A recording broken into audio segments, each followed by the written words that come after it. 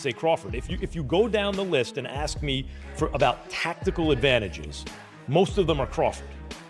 What Canelo has is size, and as a result, physical strength and punching power. And a neck as wide as Broadway, for crying out loud. Right. The thing that I don't like about Canelo is that it's like almost every shot has to be a power shot. It's a power shot, yes. They both hit hard. Because and you can see the strength. You know, when I was fighting against Crawford, I didn't think Crawford was that strong, but when he kind of moved me around a little bit, he is very strong as well. So look, yeah, but why does he need to give that much away? He's pound for pound #1 in the world. Why does he have to go up and fight Canelo? MaxKellerman and Stephen A. Smith break down the much-awaited showdown between Canelo Alvarez and Terence Crawford. Stephen A. predicts Crawford will edge it out on the scorecards, though he warns it won't come easy. He recalls Gervonta Davis cautioning that Crawford could get into trouble if he exchanges too much. With Canelo's natural size and punching power, Stephen A. feels Crawford must depend on defense, quickness, and ring smarts instead of trading blows. Both agree this battle will be settled by strategy more than raw strength. Greatness. And a neck as wide as Broadway, for crying out loud. Right. The thing that I don't like about Canelo is that it's like almost every shot has to be a power shot. It's a power shot, yes. And that's not beating Crawford. I will confess, I think Gervonta Davis's trainer, Cal, I think he said this. He said Crawford could find himself in trouble, and I'm not sure it was him, but I think it was him. He said Crawford could find himself in trouble if he decides to engage with Canelo, because Canelo is the naturally bigger, strong fighter. And I don't care that Crawford's gotten bigger, and I don't care that Crawford's going to go in there just as big as Canelo. Canelo is accustomed to fighting at the weight. MaxKellerman adds that Crawford's all-around skills look sharper, giving him the technical advantage. Still, he points out Canelo's proven toughness, granite chin, and naturally bigger frame that help him in close exchanges. However, in recent fights, Canelo hasn't looked as sharp or dominant as before, showing signs of slowing down. This creates an intriguing contrast: Crawford's precision and skills set against Canelo's size and durability, making the matchup one of timing versus toughness. Great chin, a great chin. But in terms of, if you want to go skill for skill, especially the recent version of Canelo, who's had to turn into a seek and destroy guy, who had to learn as his career went on to cut off the ring and not just follow guys around. Like Lara, Trout, Floyd, he followed those guys around. He had trouble because he's really a natural counterpuncher who wants you to come to him. But in recent years at super middleweight, he's gotten really good at cutting off the ring. Again, last fight notwithstanding. So as an overall suite of skills, recent vintage, it's been Crawford. Okay. But Canelo also is skilled and has a larger skeleton than Crawford. No matter what they weigh, Canelo's the bigger guy. Yeah. You briefly mentioned Canelo's power, so who I would assume Canelo has the You'd have to think, unless Crawford, Crawford was on a knockout streak until he moved up to junior middleweight and then failed to stop Madrimov. Antonio Tarver, the former champion and respected voice in boxing, has openly backed Terence Crawford, but admits how big this test really is. Tarver notes Crawford has consistently proven himself across different weight classes, yet says this fight stands apart. He explains it's not only Crawford's hardest challenge, but also a type of opponent Canelo himself has never truly Harvest Take, I'm Bud County all the way. But this is going to be the toughest fight, the best fighter Bud has ever been in the ring with. And arguably, this could be the best fighter Canelo has ever been in the ring with. We'll find out which one is which on September 13th. Antonio, I appreciate your time. Safe travels back home. Man, I appreciate it. Thank you. Thank you, Antonio. Timothy Bradley Jr., known for his sharp boxing mind, expects the opening round between Canelo and Crawford to be cautious and measured. He predicts both will avoid early risks, instead focusing on movement, timing, and openings. Bradley points out Crawford often begins major fights patiently, using the first round to study his opponent before setting traps. Canelo, too, has shown he likes to measure distance before adjusting. Bradley says fans shouldn't expect fireworks at the start, but a careful, chess-like round of observation. Versa, Crawford wants to feel his punching power as well. You know, in the beginning, it's all the position balance. Like both guys are trying to get balance and trying to find their rhythm, you know, understanding their distance to where they can punch and at the same time avoid getting hit. You know, it takes Crawford a little bit more time than I would say Canelo to get right to it. Canelo, although I would say he is a prolific counterpuncher, fantastic counterpuncher.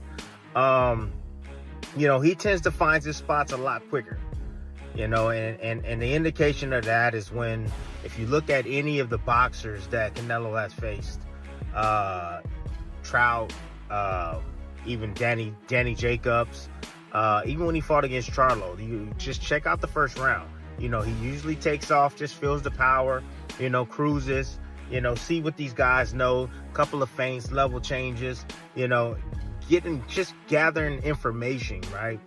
Crawford does the same and similar things. So I think the first round's going to be a real, like, calm and cautious round by both fighters. But in the second round, Canelo's going to start applying that pressure, man. Pre-engagement with Crawford is a little bit more difficult than a Charlo, okay? And let me explain this. So pre-engagement is the movements before you get into that sweet spot, which is mid-range, to be able to let your hands go, right? Both guys are trying to counter each other's movement. Both guys are looking at each other's, you know, hands, trying to anticipate what they believe is going to come next. Amir Khan, who has fought both men, gives a unique perspective on this matchup. He emphasizes that Crawford has already proved his greatness, especially at welterweight. Khan warns, though, that weight divisions exist for a reason, and moving up against naturally bigger opponents is dangerous. He feels Crawford didn't need to take this gamble since his legacy is already secure.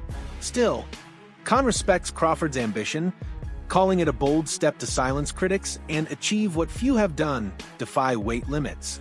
For Khan, this is either a career-defining chance to cement a legacy or a risky move. And we did all the build-up, they were nothing but respectful. I just feel that, you know, in boxing, weight divisions are made there they make them for a purpose. And I highly respect and say pound for pound, the best fighter is Crawford by far and beats anyone. But when you start putting weight on and you go up a weight and you fight these guys like Canelo, even though Canelo might be now getting a little bit older and might be slowing down a little bit, but he's still going to be very dangerous. That punch power, you're still going to get tagged, you're still going to get hit. You're going to have to spar heavier guys to get ready for that anyway, so you're going to be taking a lot of wear and tear anyway. You're going to have to adding a few pounds on. Does he need to put that pressure on himself? He's done what no one's ever done before. 2-time undisputed world champion. So why not just enjoy? But obviously you want to go for that next challenge. Now for him, he wants to go for that Canelo. I would advise him not to go for that. But if he's the man and he knows how good he is himself. So I can't really say to him that do this or do that. So really, he believes in his skills. He feels he believes in his skill. We can't answer for him. Yeah. We let him go and do it. You know what I'm saying? And we all might be wrong. Yeah. He might be even stronger than Canelo. He might pack the weight on well. That he might do really well in there. So look, you fought them both. Like what are the differences between them? Obviously, it's weight. Canelo's strong and is easily hit. Very easily hit. Very easily. Yeah. Compared to when I fought against Crawford, I couldn't even hit clean. Yeah. So really, that's the difference. And they both hit hard. Yeah. Because and you can see the strength.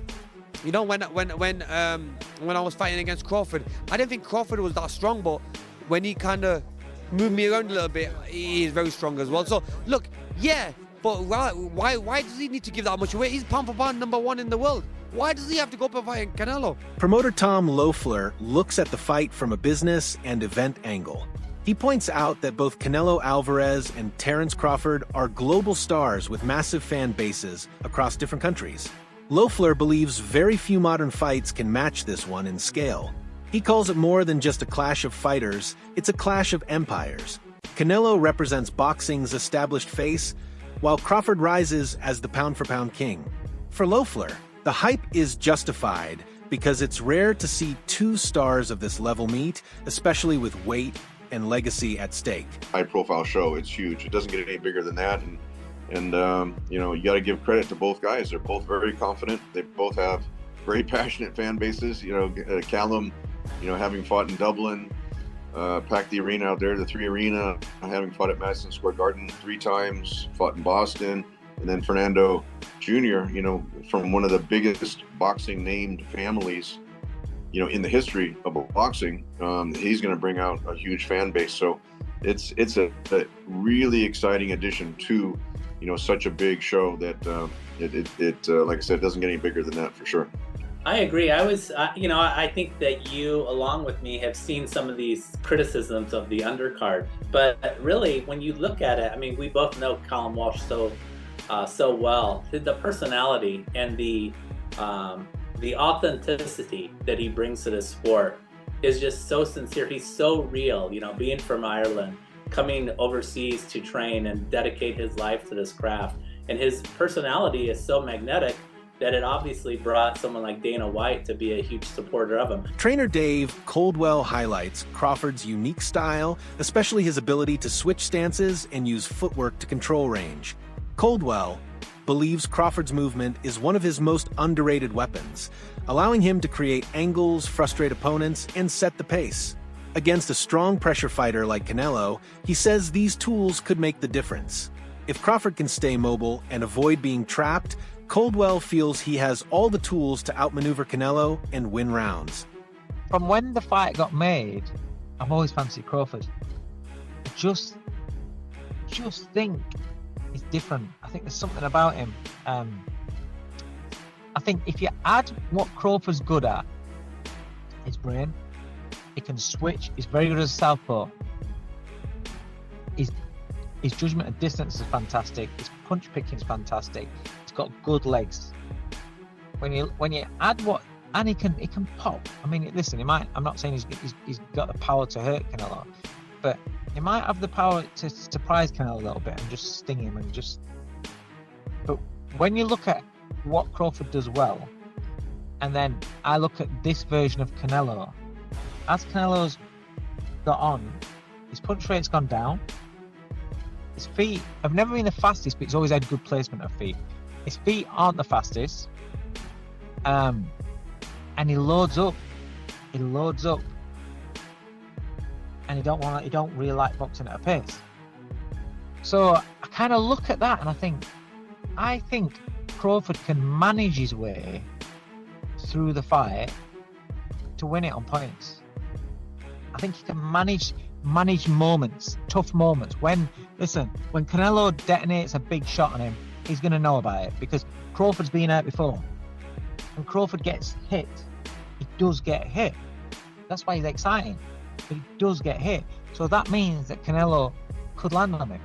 I just think that Canelo will land a bomb and Crawford knows enough to tie up, to get off at an angle, to get that distance. Mayweather stresses the size difference, calling it one of the key elements of this fight. He explains that Canelo has been dominant at super middleweight, a division that perfectly fits his frame. Crawford, meanwhile, is moving up into a weight not natural to him, raising questions about how the added pounds will affect his speed, stamina, and punch resistance. Mayweather underlines that Canelo's comfort at this weight is a built-in advantage since he won't need to adjust his body drastically. Big factor, and I mean, this is a weight class that Canelo is already, owns. He owns his weight class. And so, I mean, and he even went up higher. So, I mean, he's already proven what he can do and what he can take at those other weight classes. So, I mean, I don't know, but if anyone can do it, it probably would be Terence Crawford. I mean, this guy seems like he's amazing. I mean, he's, I'm a big fan of Terence Crawford, but I'm a big fan of Canelo as well. So I mean, it's one of those situations where somebody has to lose. So I don't know who's gonna lose, but I think that it's gonna be a great fight. I think it's gonna be a great fight. Ring Magazine analyst studies Canelo's recent showings, noting that while he still trains hard and prepares intensely, a major weakness has appeared. In his last few fights, Canelo has struggled to cut off the ring effectively, allowing opponents to escape his power punches. Against a slick mover like Crawford, this could become a serious issue. The analyst explains that for Canelo to succeed, he must rediscover the ability to trap opponents and limit their space. I should have any position to critique and criticize Canelo. But one of the things that he's gotten in trouble with in the last couple of fights, not being able to cut off the ring. You know, you go to the William Skull fight and you watched him chase William Skull around and around and around that ring. And yes, William Skull was running from him. That was pretty clear to see. He was on his bike utilizing his jab, but you didn't see Canelo cut him off. You didn't see him move laterally to be able to stop a lot of that running or stop a lot of that circling around the ropes, which is his responsibility if he's going to take the front foot and look to establish himself offensively. And when I watch Canelo here, he's gotten away with this pretty much his entire career, but I watch him cross-step a lot. And you see it right there, where he goes from circling, he rolls under the right hand, and instead of moving laterally, replacing his back foot with his front foot, he L-steps and then crosses over, which instead of just moving laterally and shifting, like I said, shuffling to his right off of the L-step, off of the reset, which would allow him to be ready to go and ready to fight again, it takes him that extra beat to get back into fight stance. Champion David Haye offers a different view. At first, Haye believed Canelo's size and power would overwhelm Crawford, making the challenge too much. But after watching Crawford's training and seeing his sharpness and discipline, Haye admits he has changed his mind. He says he couldn't see it before, but now believes Crawford truly has what it takes to win. And that's beating Canelo. I've been a fan of his for a long time, and likewise with Crawford. I never thought there was a version of reality where they'd both be in the ring with each other. I initially automatically assumed, because Canelo's obviously beaten, because he was the light heavyweight champion of the world, undisputed super middleweight champion of the world, he's just campaigned at a much bigger weight, so a good big gun beats a good little, and usually. Until I saw them standing next to each other and they looked the same size. I couldn't quite figure it out. I was like, okay, if they're the same size, then it's literally pound for pound. Who's pound for pound better? And that's it. They're both pound for pound fighters. A lot of people have got them 1 and 2. And I favoured Canelo starting off, but over time, I'm starting to think, once again, Crawford is one of those guys where he reminds me of kind of Andre Ward a little bit, their mindset. And he wouldn't put himself in a position if he didn't know for sure he had enough firepower to deal with someone of Canelo's stature and Canelo's history. But it's the two best fighters on the planet, mixing it up. It's one of those dream fights. It's a proper trades fight, you know, that anyone who's interested in boxing wants to see two living legends going at it. Yeah, I can't believe it's actually happening. Does that make sense? Because they're so big in their own right. The fact that fight would never have happened 10 years ago, 15 years ago. It just wouldn't have happened. And now anything's possible in boxing. Anything's possible. Jeff Horn, another former world champion, delivers a warning to Canelo Alvarez. He argues that size and power alone don't guarantee victory. Horn believes Crawford's elite defense will help him limit damage and neutralize Canelo's biggest weapon, his strength. He highlights Crawford's ability to read punches, roll with shots, and avoid clean hits. That means Canelo's size, edge, may not matter if he can't land effectively. Horn stresses that Crawford's defensive focus could frustrate Canelo, slow exchanges, and create countering chances. Finally, a veteran fighter who has studied Crawford closely sums it up after seeing his growth and preparation. He refuses to bet against him. He praises Crawford's toughness, consistency, and ability to rise in big moments. For this fighter, Crawford has already proven he belongs among the elite, and this clash with Canelo is another chance to confirm his greatness. Me analyzing and watching Crawford over all these years, I just cannot bet against dude, bro. No, you can't. I'm going to roll with Crawford, and shout out to Nebraska, and that's just what it is. I'm so glad you here, big dog. I'm gonna go ahead and put my bread down on Crawford, and I'm gonna live with the results. You were a DB, right? I played wide receiver, kick return, punt return. Oh, I thought. Why did I think you was a DB? No. Even being a wide receiver, you fit the bill of a Terence Crawford. If Terence was a football player, he more than likely would be a DB or a wide receiver. Yeah. How much weight did you put on leaving high school going into college?